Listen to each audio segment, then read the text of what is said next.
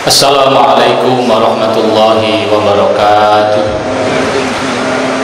Bismillahirrahmanirrahim. Alhamdulillahi rabbil alamin wa bihi nasta'inu ala umurid dunya waddin.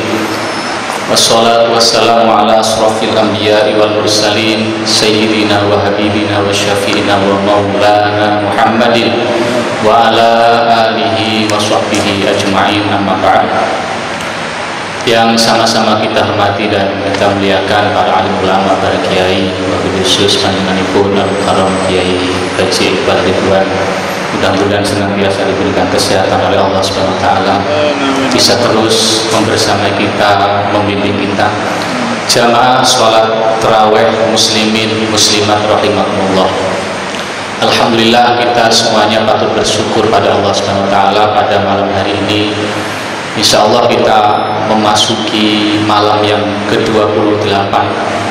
Mudah-mudahan kita semuanya diberikan kekuatan, kesehatan, umur panjang oleh Allah Subhanahu wa taala sehingga bisa menyempurnakan ibadah, pelaksanaan ibadah bulan suci Ramadan di tahun ini, dan kita semuanya dipertemukan dengan Ramadan yang akan datang. Amin ya rabbal alamin. Jamaah rahimakumullah, agama Islam adalah agama yang berusaha menyeimbangkan antara kesalehan individu dan kesalehan sosial. Islam berusaha menyeimbangkan antara dimensi vertikal kita dan dimensi horizontal kita. Islam berusaha menyeimbangkan antara hablum minallah dan hablum minan nas. Di dalam beberapa ayat perintah sholat selalu bergandengan dengan perintah zakat. Kurang lebih dari 20 ayat yang kedua perintah ibadah ini selalu bergandengan. Hal ini menunjukkan bahwa seseorang itu haruslah dia juga saleh secara individual dan juga dia harus saleh secara sosial.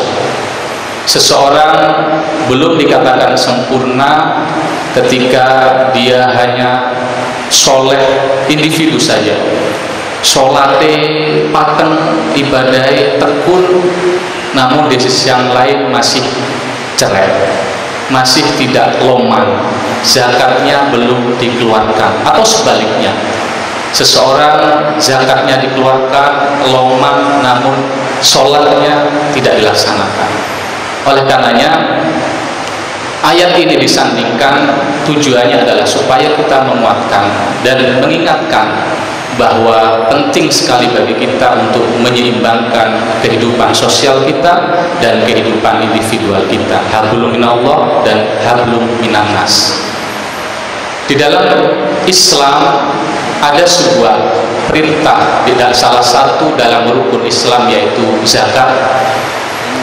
Yang perintah ini sampai saat ini mungkin sama-sama mengeluarkan harta, sama-sama mengeluarkan uang, tapi semangat seseorang untuk melaksanakannya mungkin lebih kalah dibandingkan dengan perintah melaksanakan ibadah haji. Seseorang akan berusaha sungguh-sungguh mungkin sampai antri sekian tahun, kalau perlu dia akan umroh setiap tahun, itu akan diusahakan. Namun ketika perintah zakat ini kadang-kala realitanya di lapangan, banyak sekali di antara saudara-saudara kita, terutama zakat mal, yang belum banyak ditunaikan dengan benar. Hal itu terbukti bahwa potensi zakat yang ada di Indonesia menurut data dari Basnas Nasional itu kurang lebih 300 triliun seharusnya yang terkumpul dari jumlah penduduk muslim. Namun faktanya masih sekitar 12 triliun yang baru terkumpul. Berarti itu menunjukkan ketimpangan yang sangat tinggi sekali antara potensi zakat yang harusnya terkumpul dengan realisasi yang sudah terkumpul. Berarti menunjukkan bahwa kesadaran kita umat Islam itu masih rendah untuk menunaikan zakat, baik itu zakat mal khususnya, dan juga mungkin zakat fitrah. Dan itu berbeda ketika mungkin kita, saudara-saudara kita yang berlomba-lomba mendaftar umroh misalkan. Jadi sama-sama mengeluarkan uang, tapi orang itu mungkin ketika disuruh memilih zakat atau memilih haji, maka orang itu akan milih haji.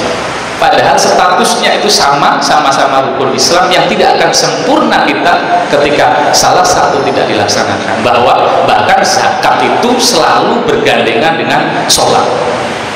Oleh karenanya, ma'asyiral hadirin rahimakumullah, di dalam bulan suci Ramadan kita diperintahkan setiap seorang muslim memiliki kewajiban mengeluarkan zakat fitrah.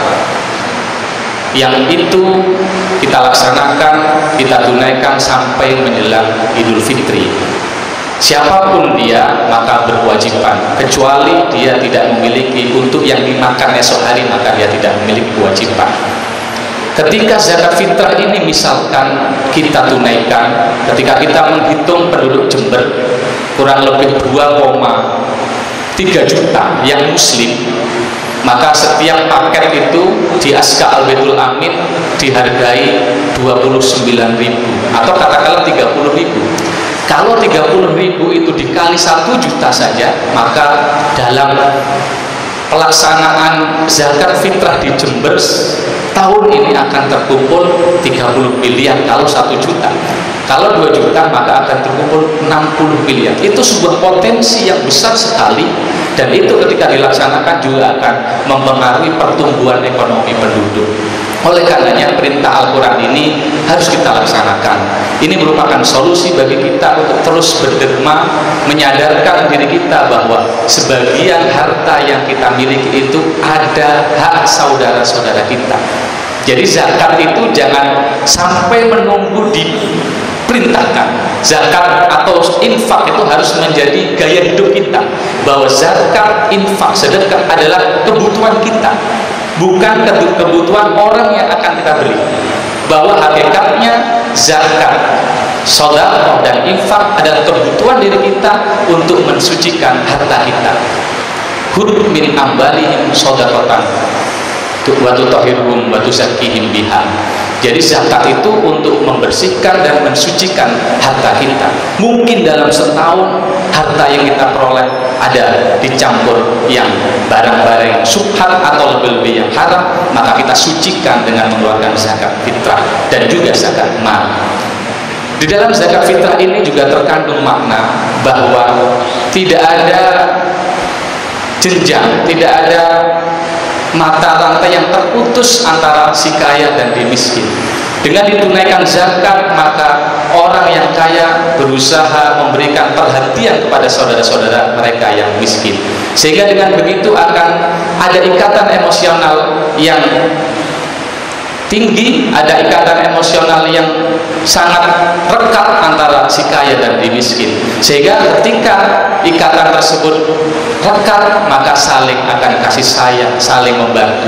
Contoh misalkan ketika ada seseorang kaya misalkan, mereka curek pol misalkan di sebuah daerah, maka ketika contoh mangganya itu dicuri, maka orang tetangganya yang mungkin kebetulan miskin pasti tidak akan menjaga, nek perlu entekno wis.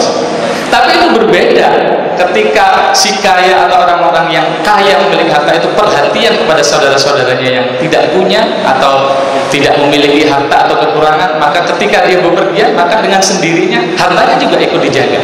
Itulah salah satu hikmah kenapa kita diperintahkan untuk berzakat, berderma, sehingga ada ikatan emosional yang kokoh antara yang si kaya dan si miskin. Tentunya zakat itu berbeda dengan infak atau sedekah sunnah. Dalam prakteknya, kapan dilaksanakan, berapa jumlahnya, siapa yang berhak menerimanya.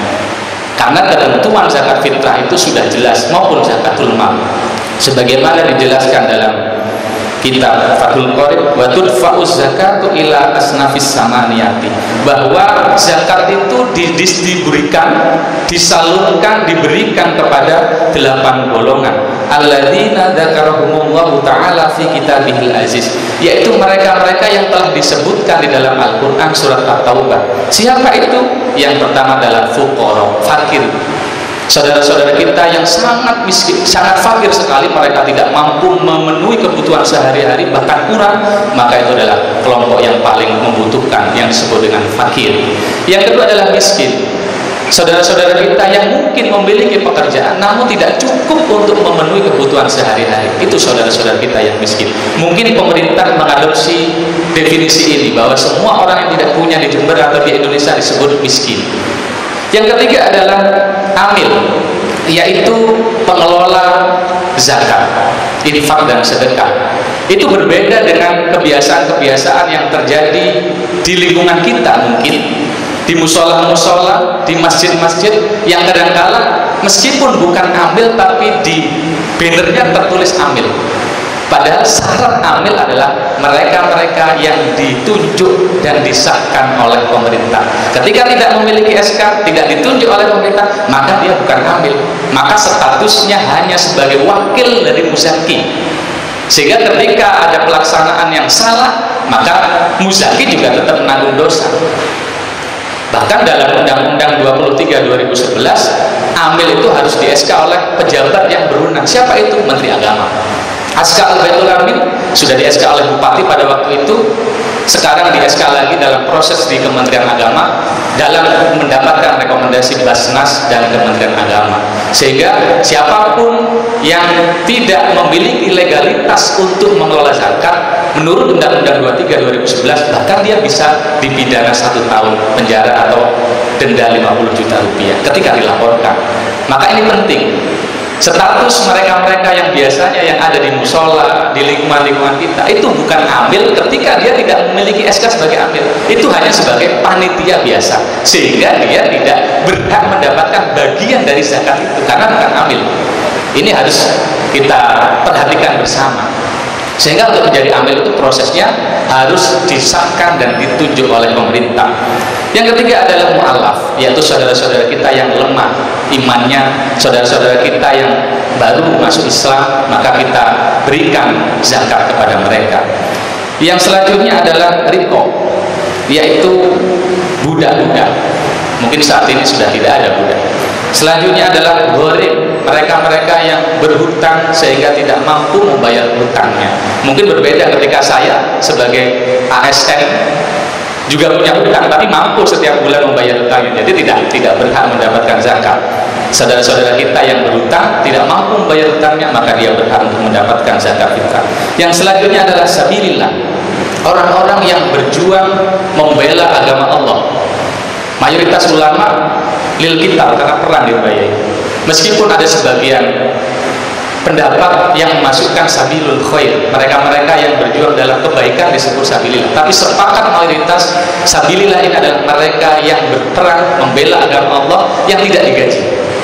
Mungkin saat ini kita temukan adalah saudara-saudara kita, tentara-tentara kita yang ada di Palestina atau di Timur Tengah yang membela agamanya, membela negaranya tanpa digaji. Itulah sabilillah.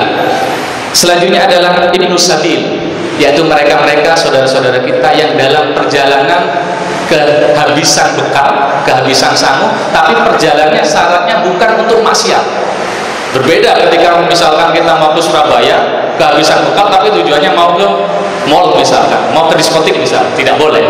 Jadi inilah ketentuan-ketentuan dari zakat fitrah maupun zakat mal, siapa yang berhak menerima, karena penting supaya dalam berzakat melaksanakan perintah ini kita tidak menyalahi aturan-aturan syariat.